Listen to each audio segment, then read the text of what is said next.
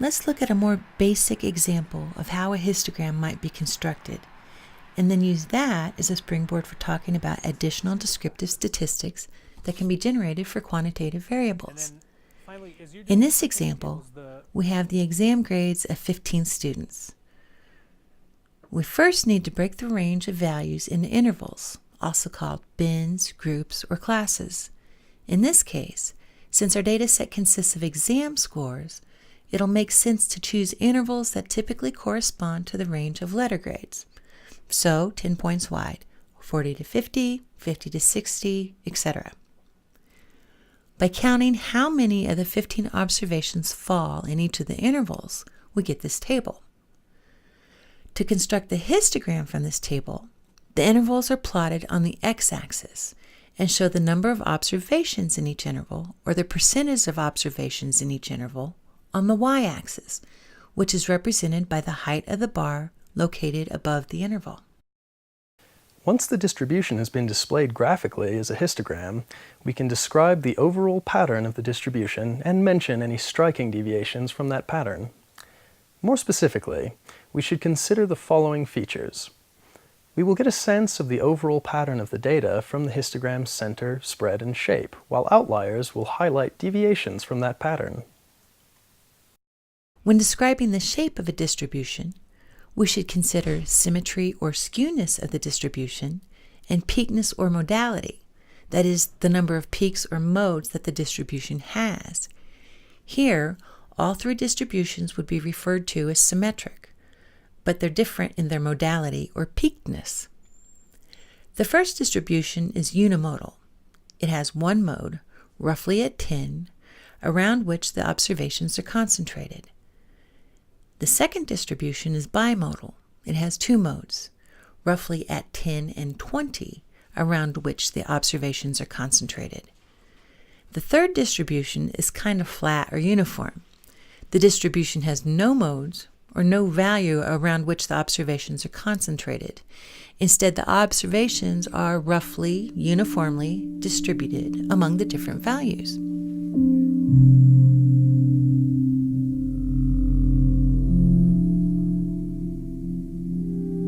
A distribution is called skewed right if the right tail, the larger values, is much longer than the left tail, or smaller values. Note that in a skewed right distribution, as you can see here on the right, the bulk of the observations are small to medium, with a few observations that are much larger than the rest. An example of a real-life variable that has a skewed right distribution is salary. Most people earn in the low to medium range of salaries, with a few exceptions, such as CEOs, professional athletes, etc., that are distributed along a large range, that is, the long tail of higher values. A distribution is called skewed left if the left tail, or smaller values, is much longer than the right tail, or larger values. Note that in a skewed left distribution, the bulk of the observations are medium to large, with a few observations that are much smaller than the rest. An example of a real-life variable that has a skewed left distribution is age of death from natural causes. Most deaths from natural causes happen at older ages, with fewer cases happening at younger ages. Skewed distributions can also be bimodal. Here's an example.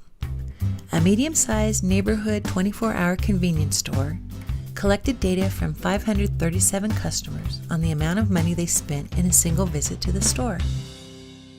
The histogram displays the data.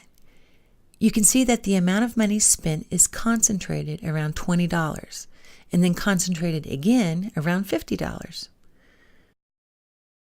From the Mars crater dataset, we also display the latitude of the Mars crater's rims. The values are concentrated around 66 to 69 decimal degrees north, and again around 36 decimal degrees north.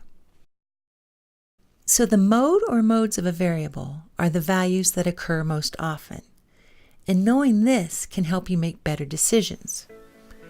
The mode, for example, has applications in book publishing. Not surprisingly, It's important for the publisher to print more of the most popular books because printing different books in equal numbers would cause a shortage of some books and an oversupply of others. Likewise, the mode has applications in manufacturing.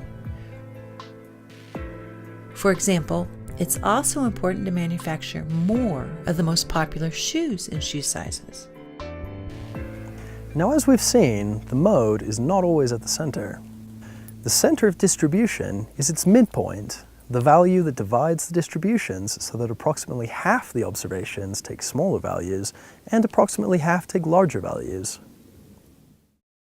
As you can see from the histogram, the center of the grades distribution is roughly 70. We can get only a rough estimate for the center of the distribution. 7 students scored below 70 and 8 students scored above 70.